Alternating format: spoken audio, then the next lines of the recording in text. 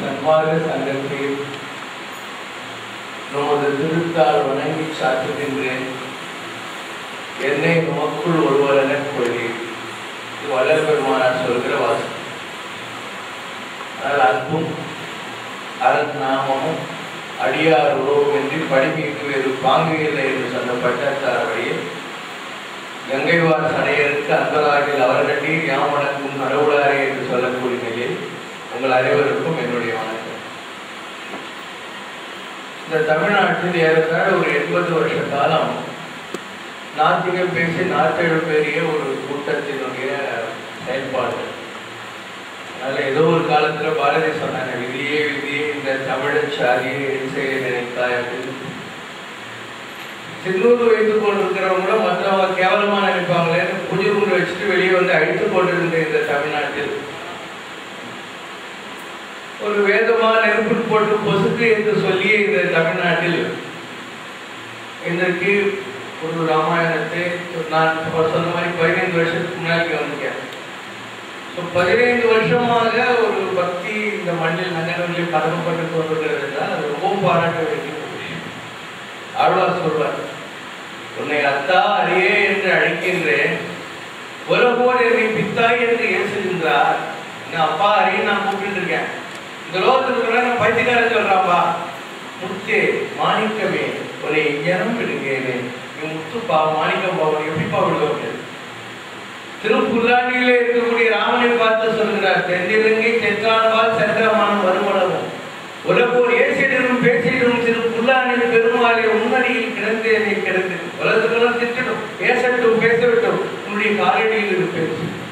நான் இன்னைக்கு ஆத்திகம் ஒரு 80 வருஷ காலத்தில் எதிர்நீச்சல் போட்டு இன்றைக்கு ரொம்ப அற்புதமாக வளர்ந்து கொண்டு. முன்னாலாம் யாராவது வந்து சிறப்பு ட்ரெஸ் கட்டிருந்தா நீங்க கம்யூனிஸ்டான்னு சொல்லுவாங்க. இப்போதான் நீங்க சக்தி வழிபாடு செய்றீங்களா? இதுக்கு முன்னாலதான் யாராவது கருப்பு ட்ரெஸ் போட்டுருந்தா நீங்க அதுவா அப்படின்வாங்க. இப்ப மறு போட்டுருக்கீங்களா சுவாமியர்? உண்மையாவே நாட்டில் ஆன்மீகம் வளர்ந்து கொண்டிருக்கிறது என்பது ரொம்ப சந்தோஷமான.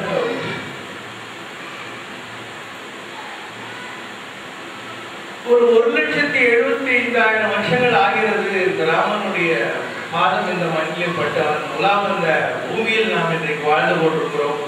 அவருடைய சுவாசம் நமக்குள்ளும் இன்றைக்கு ஓடிக்கொண்டிருக்கிறது.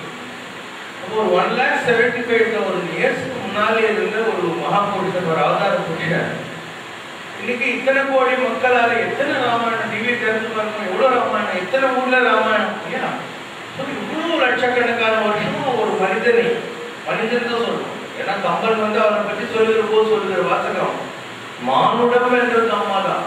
சுவாமியாவா இருக்கிறத விட சுவாமி வந்து மனுஷனாக வந்து மனுஷர்களுக்கு உதாரணம் கொடுத்தாக வாழ்ந்து காட்டிவிட்டு போனான் என்பதுதான் ராமனுடைய மகிமையே. கிருஷ்ணர் தான் பிறந்த பிறந்தே தான் சுவாமி. அவ்வளவு பெரிய குண்டு காமிச்சா ஒரு குட்டி காலம் மெச்சுவாரு, முன்னுடுவாரு, சாணல் சண்டை போடுவாரு. So he behave like God all the time.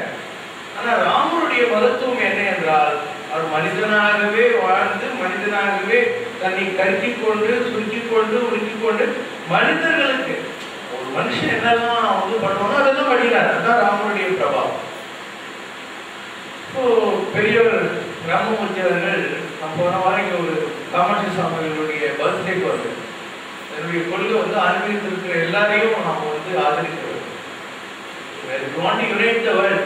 How can we compartmentalize people and still say we are going to unite the world? You have to unite the world.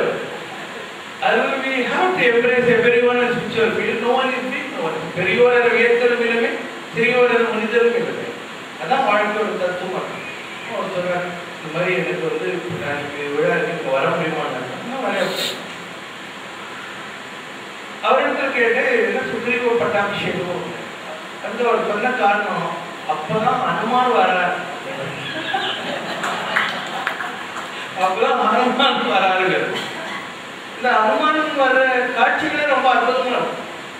Ramar வந்து சீதையை எழுந்து பஞ்சை பராரியை போல வந்து கொண்டிருக்கிறார்.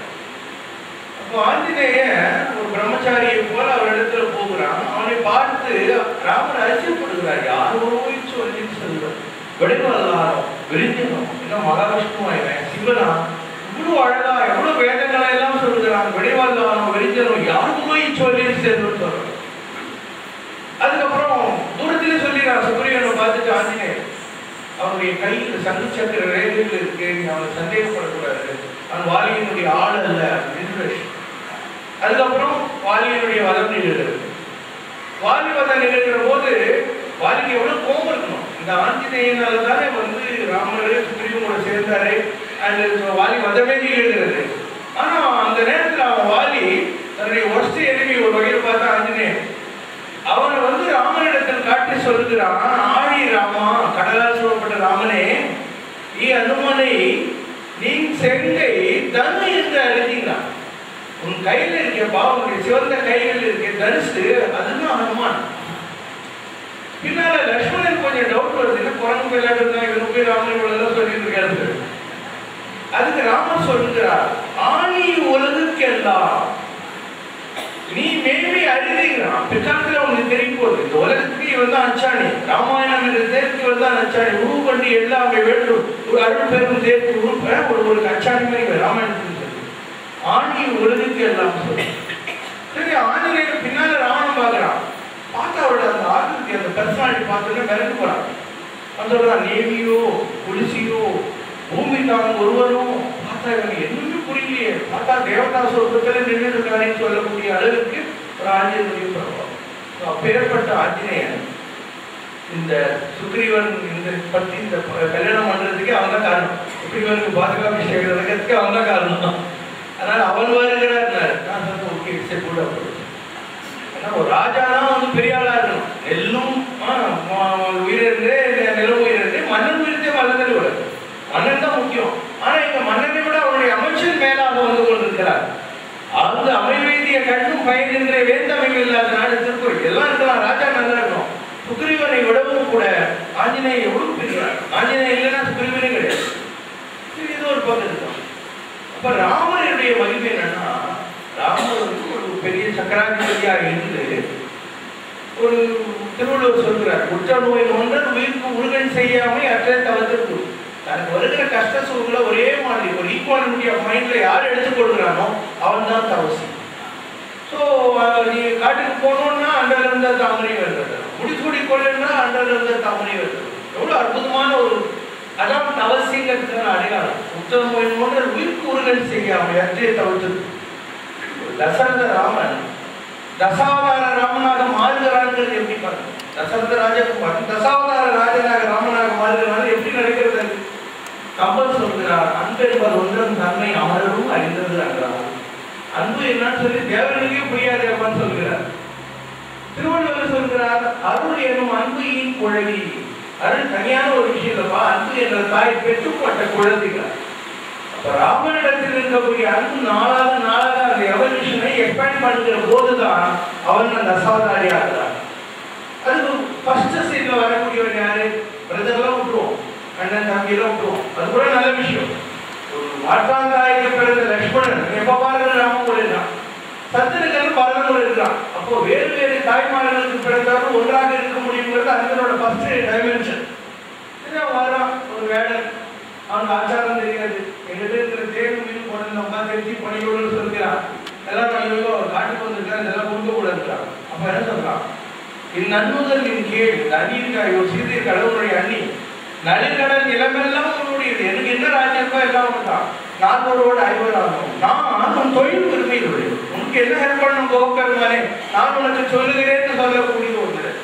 இவருடைய அன்பை பார்த்து போக சொல்கிறான், கண்ணு ஈர்த்திலேன்னா சக்கரவர்த்திக்கு வந்துச்சு, இந்த பார்த்து கண்ணப்பனாட்ட என்னால கண்ணை பிடிக்க முடியலையே என்று சொல்லக்கூடிய ஒரு புகழ்.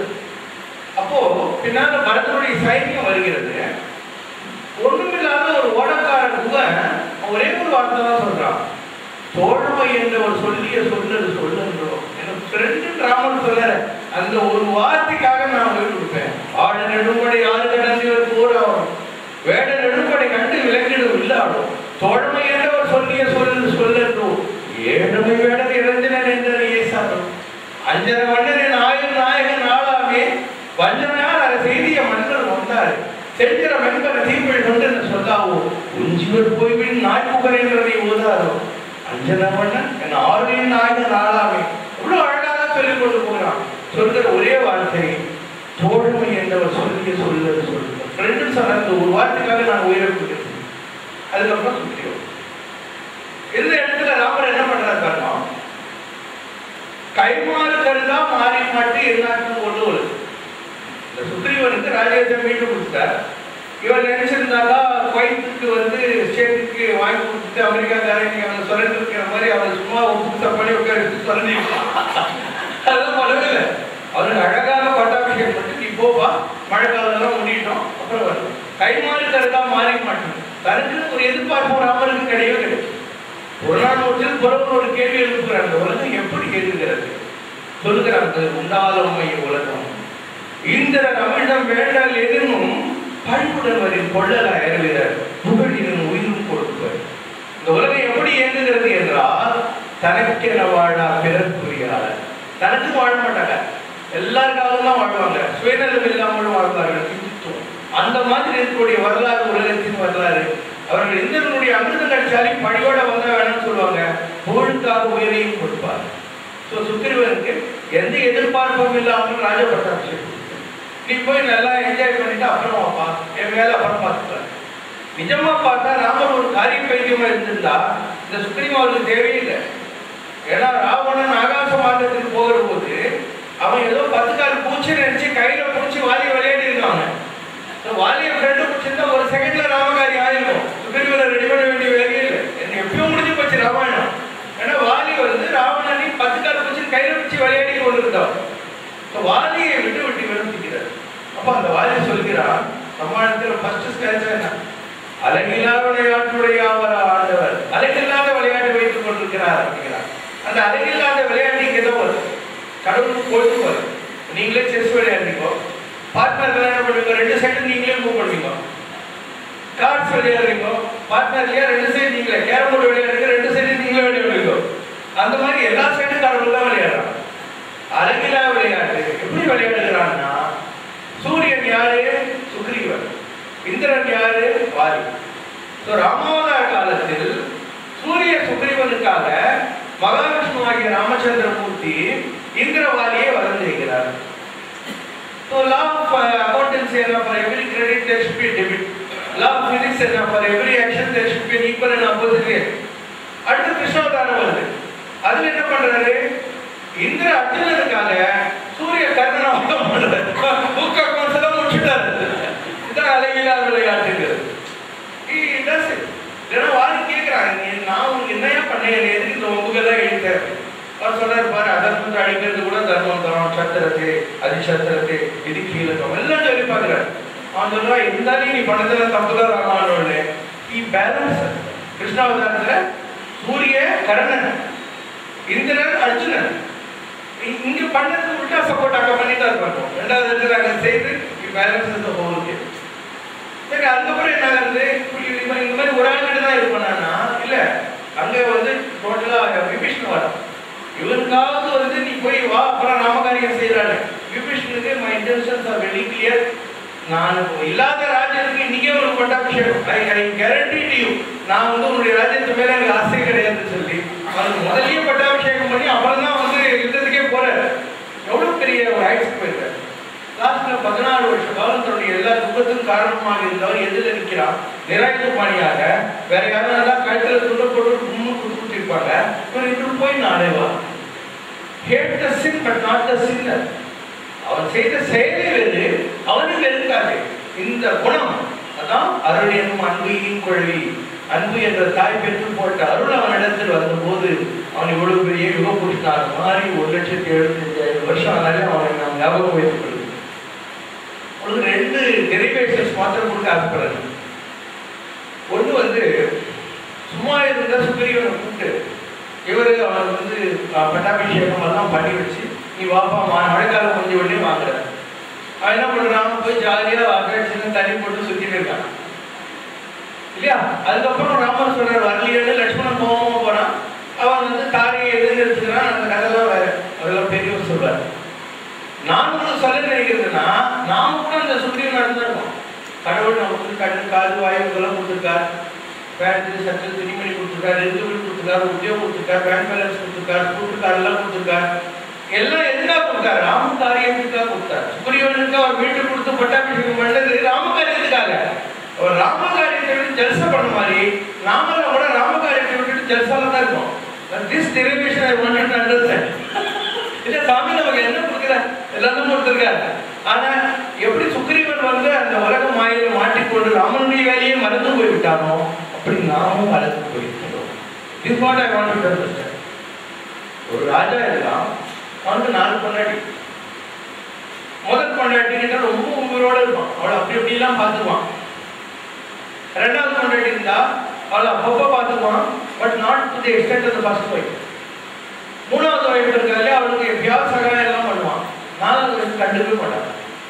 ராஜா சாகர காலம் வரும்போது 4 ஒய்ஃபையும் கூப்பிட்டு நான் போறேன் பேக்கிங் அப் எல்லாம் என் கூட யாரும் ஒரு வேலை. முதல் பொண்டாட்டி சொன்னா நீ என்னை பார்த்துன்றதெல்லாம் உண்மைதான், ஆனா அவரோட வர முடியாது.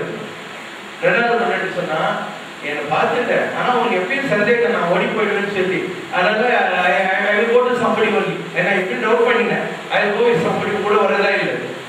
மூணாவது சொன்னா சரி என்னை எப்பயோ கவனிச்சிட்டேன் அதனால சுடுகாட்டு வரைக்கும் வந்து ஒரு காட்டை காட்டிட்டு போறேன். நாலாவது பொண்டாட்டி சொன்னாலாம் நீ என்னை ஒண்ணுமே கவனிக்கிறேன் நான் கூட வரேன். இப்ப யாரு ராஜா? நம்மளாம் தான், நம்மளாம் ஜீவாத்மா ராஜாக்கள். நம்முடைய முதல் பொண்டாட்டி நம்ம சரீரம். இதுக்கு என்ன ஷாம்பு, என்ன சென்ட், என்ன ட்ரெஸ், என்ன போட எப்படி கவனிச்சிருக்கோம். நம்ம சுடுகாட்டுக்கு போறோங்கிற போது முதல் பொண்டாட்டிக்கு இந்த உடம்பு அவர் சொல்ல நீ என்ன போய நான் வர முடியாது அப்படின்னு. ரெண்டாவது பொண்டாட்டி நம்ம காரு, ஸ்கூட்டர், பங்களா எல்லாம். நமக்கு எப்பயுமே மனசுக்குள்ள கொஞ்சம் ஒரு இன்செக்யூர் ஃபீலிங் இருக்கு, இதெல்லாம் நிற்குமா போயிடுமா. அதனால நம்ம போற போது ரெண்டாவது பொண்டாட்டி என்ன சொல்றா, என் மேல எப்பயும் சந்தேகம் வந்துல இப்போ நான் வேற யாருக்காவது போயிட்டு இருப்பாங்களா, காரு ஸ்கூட்டர் எல்லாம் நீங்க எங்கேயாவது போயிட்டு அப்படிங்கிறது. மூணாவது நம்ம சொந்த பந்தம் உற்றார் சுற்றார் என்ன சொல்றாங்க, ஏதோ கொஞ்சம் ஏற்பண்ணப்பா அதனால சுடுகாடு வரைக்கும் வந்து உனக்கு கோயிலா போட்டு போறோம். நாலாவது இவன் கவனிக்காத பொண்டாட்டி இருக்கு இல்லையா, அதுதான் ஆத்மா. உடம்புக்கு இவ்வளவு செஞ்சோம், ஆத்மாவுக்கு மண்ணாங்கவே இல்லை. ஆனா அந்த ஆத்மா சொல்கிறது நீ என்னை கவனிக்கவே இல்லை, எனக்கு ஒண்ணும் தெரியல, இருந்தாலும் நான் உங்களோட வரப்பா அப்படின்னு. அந்த ஆத்மாவுடைய சொரூபம் யூனிவர்சல் சோல் ராமன் சொல். யாருக்காவது நம்ம கிருஷ்ண ஜெயம் ராம ஜெயம் எழுதுறோம், கிருஷ்ண ஜெயம், நரசிம்ம ஜெயம், வராக ஜெயம் எழுதுறது. ஏன்னா ஸ்ரீராம விக்கிரவாந்தாங்க ராமன் என்ற பெயரால் அறியப்படுகிற விக்கிரகத்துக்கு சொந்தக்காரன் தர்மத்தின் பிரதிபலிப்பு. அப்ப ராமஜெயம்னா என்ன? தர்மம் வேண்டும். அந்த தர்மம் வெல்ல வேண்டும் என்று சொன்னால் ராமனுக்கு ஜெயம் உண்டாகும். ராமனுக்கு ஜெயம் உண்டாகணும் என்ன பண்ணோம், எங்க வெளிவரலாம் நமக்குள்ள பண்றோம். ஒருத்தரே ஆத்மா ஆத்மா நம்முடைய ஆத்மஸ்வரூபமாக இருந்து கொண்டிருக்கிறார். ஸோ அந்த ராமனுடைய மகிமைகளை எல்லாம் பேசணும்னா பேசிருக்கலாம். 1,75,000 வருஷமா பேசிட்டு இருக்குமே இல்லை, எவ்வளவு வருஷமா பேசிட்டு இருக்கோம். பேசக்கூடிய அளவுக்கு அவரிடத்தில் தகுதி இருந்தது, தவம் இருந்தது. எதுவுமே தனக்கு வேண்டாங்கிறது இல்லைன்னா அவன் சுத்திகளுக்கு பட்ட விஷயம் கட்டணும், பீஷ்ணிக்கு பட்ட விஷயம் கட்டணும், யாருக்கிட்டையும் எதுவுமே கேட்காம நம்ம ஒரு தர்மத்துக்காக வாழ்ந்து போன ஒரு மனிதன். அதனால ராமனுக்கே ரொம்ப பெரிய ஒரு பாயிண்ட் என்னன்னா, அண்டி வந்தோருக்கு அருளே நாயே நரம் என்னாம் ஆண்மை என்னாம். விஷ்ணு வர்றான், எல்லாரும் சந்தேகப்படுறாங்க. அவன் சொன்னா நான் அஞ்சாலும் பரவாயில்ல, அவன் இடத்துல சரணாகதி செய்யலாம். அண்டி வந்தோருக்கு அருளே ஆயின் அறம் என்னாம் ஆண்மை என்னாம். அதுக்கப்புறம் நான் மனுஷனா இருந்து என்ன தர்மத்தை பத்தி பேசி என்ன பிறகு.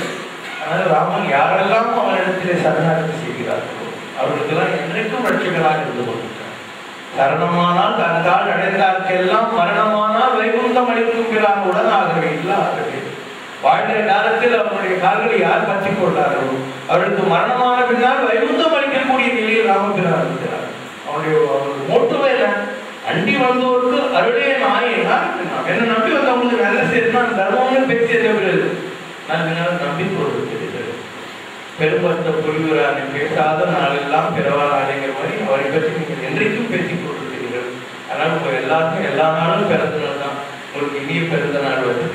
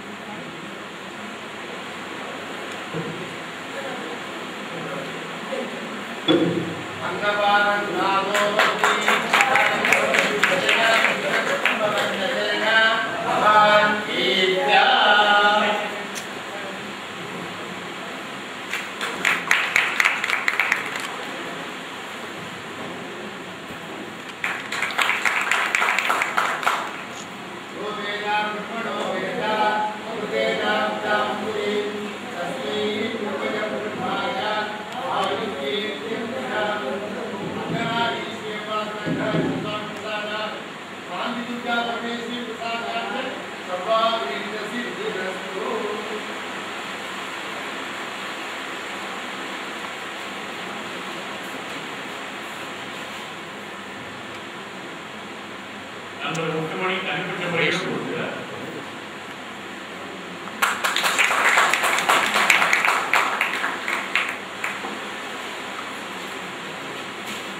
என்னுடைய இனிய நண்பரும் 37 வருடங்களாக பழகி வருகின்ற திரு அச்சுத நாராயண அவர்கள் கருமாரியம்மன் கோயிலுக்கு பிரசாதத்தை கொண்டு வந்திருக்கிறார்கள்.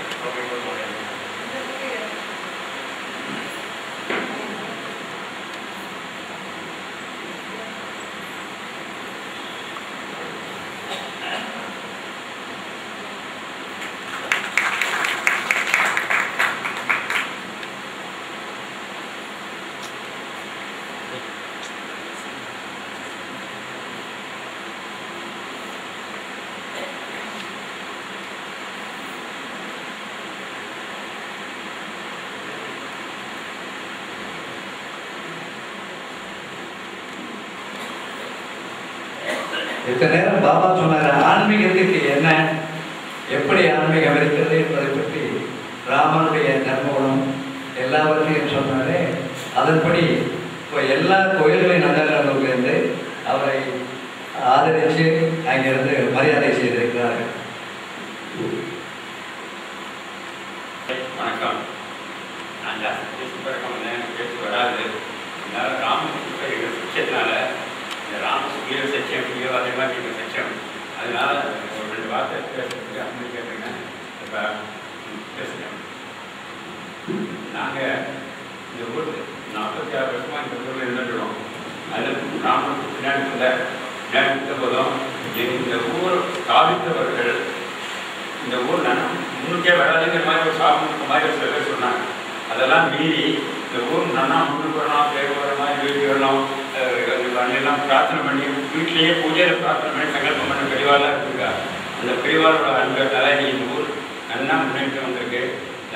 நடுநாயகமாக அமைந்திருக்கு. ராஜேஸ்வரி இருக்கிறதுனால பேரும் நல்ல பேராக கிடச்சி இலக்கியத்தானகர்னு பேர் வச்சு அந்த ஊரில் நாங்கள் சேவமாக நீங்கள் 46 வருஷம் நான் வந்து ஆச்சு. இந்த ஊர் நல்ல முன்னுக்கு வந்ததுக்கப்புறம் ஒரு 20 வருஷம் ஆகிருக்கு. நல்லா நின்றுருக்கோம், சேவமாக இருக்கும். அது இந்த ராமமூர்த்தி பிரவச்சனத்துக்கு வந்தது எனக்கு மிக்க மகிழ்ச்சி. ஏன்னா ஆன்மீகத்துக்கு ஒருத்தர் வரதுன்னாக்க ரொம்ப கஷ்டம். அது இதை சில பேர் சகோதரி போல ரொம்ப பிரவச்சனம் பண்ணுறதுன்னா இன்னும் இது மாதிரி அத்தனை விஷயத்தையும் நல்லா கற்றுட்டு சொன்னான்னு சொல்ல முடியும். அப்பேற்பட்ட விஷயத்தெல்லாம் நான் தெரிவிச்சிருந்து அவருக்கு இப்போ சமீபத்தில் ஒரு இலக்கிய கூட்டம் கூட நடந்தது. சிலப்பதிகாரத்தை ஆகியம் பண்ணார். அந்த மாதிரி ஒரு எல்லாம் ஒரு ஆழ்மத்தோடு செஞ்சால் தான் இந்த காரியங்கள் வரும். ராமமூர்த்தி நல்ல இன்ட்ரெஸ்ட் இருக்குது. அதை வந்து அவர் முன்னாடியே இருக்கார், முன்னாடியே இருப்பார். ஏன்னா பெரியவரெல்லாம் வந்து பாபா மாதிரி பெரியவரெல்லாம் வந்து ஆசீர்வாதம் பண்ணுறார். அது நிச்சயமாக தான் இந்த மேலே நீங்கள் நம்ம 25வது பட்டாபிஷேகம் பார்க்குறோம். ராமமூர்த்தியோட 100வது பட்டாபிஷேகம் பண்ணுற போது நானும் அப்படி அதை ஆசீர்வாதம் பண்ணி நான் ஆசீர்வாதம் பண்ணுவேன்.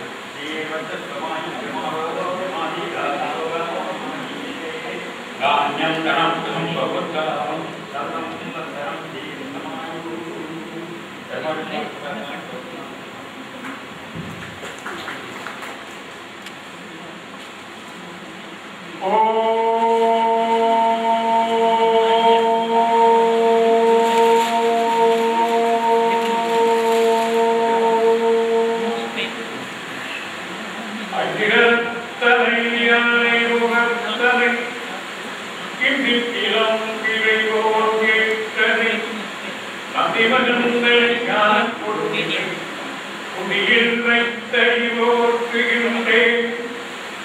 உலகம் யாவையும் தாமுலவாக்கலும் பெருக்கலும் நீக்கலும்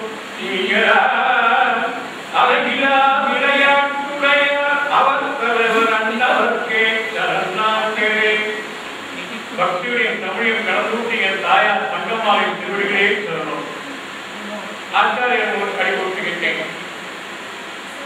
மெய்யந்தர்களே, திண்ணை ராமாயணத்தில் 75வது பட்டாபிஷேக விழா கொண்டாட வேண்டும் என்று நினைத்த பொழுது நெல்தான் அரிசியாக மாறியிருக்கிறது.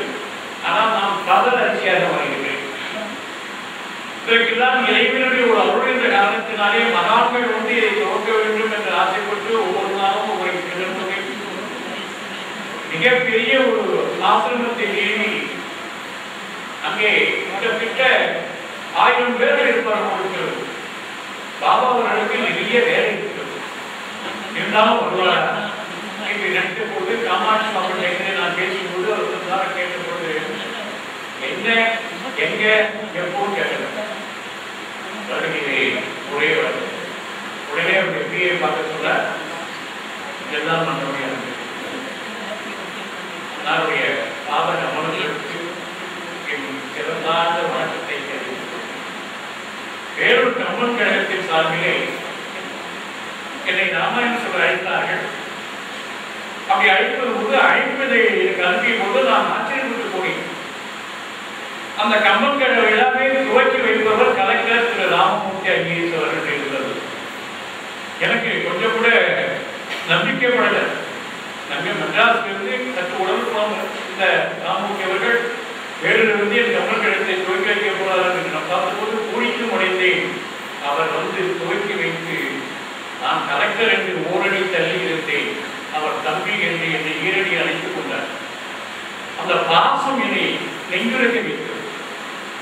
அன்னாலும் இந்த 75வது பட்டாபிஷேகம் வர வேண்டும் என்று வேண்டிய போது உடனே தேர்தலை குறித்து வைத்துக் கொண்டேன் வருகிறேன் என்று சொல்லிட்டார். அடுத்து நான் முதல் நாளே சொன்னேன், ராமாயணம் சொல்லப்பட வேண்டும் என்று நான் எண்ணிய பொழுது தயங்கி